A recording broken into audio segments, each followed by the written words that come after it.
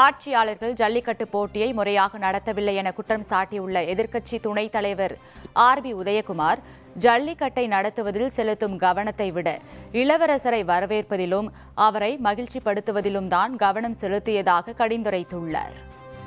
மக்கள் தீர்ப்பாக 2026 சட்டமன்ற தேர்தலில் தமிழ்நாட்டு மக்கள் வழங்க இருக்கிறார்கள். அதற்கு இறைவனுடைய அருளாசியும் புரட்சித் தலைவர் எம்ஜிஆருடைய அருளாசியும் புரட்சித் தலைவர் அம்மாவுடைய அருளாசியும் வேண்டி 3 தொகுதிகளிலே இன்றைக்கு எடப்பாடியார் பொங்கலை வைத்து வழிபட்டு வருகின்றோம். முதல் நாள் 15ஆம் தேதி தைப்பொங்கல் அன்றைக்கு நம்முடைய அம்மா புரட்சித் தலைவர் திருக்கோயிலிலே நம்முடைய கழக நிர்வாகிகள் தைப்பொங்கல் வைத்து எடப்பாடியார் பொங்கல் வெற்றி பொங்கலாக அமைய வேண்டும் என்று பிரார்த்தனை செய்தார்கள்.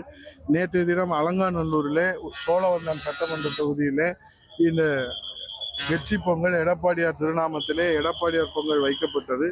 இன்றைய தினம் உலக நாட்டவர்களெல்லாம் வெளிநாட்டவர்களெல்லாம் வந்து பங்கேற்று சிறப்பு செய்கின்ற வகையில் உலக பிரசித்தி பெற்ற உசிலம்பட்டி எடப்பாடியார் பொங்கல் இங்கே வைக்கப்பட்டிருக்கிறது. உசிலம்பட்டி தொகுதியில அணை பலமாக வலிமையாக இருக்கிறது என்று உச்ச நீதிமன்றத்தில் ஒரு சட்ட போராட்டம் நடத்தி புரட்சித் தலைவர் இதய தெய்வ அம்மா அவர்கள் தொடர்ந்த அந்த சட்ட போராட்டத்தை புரட்சித் தலைவர் எடப்பாடி அவர்கள் தீர்ப்பை பெற்றுக் கொடுத்தார்கள்.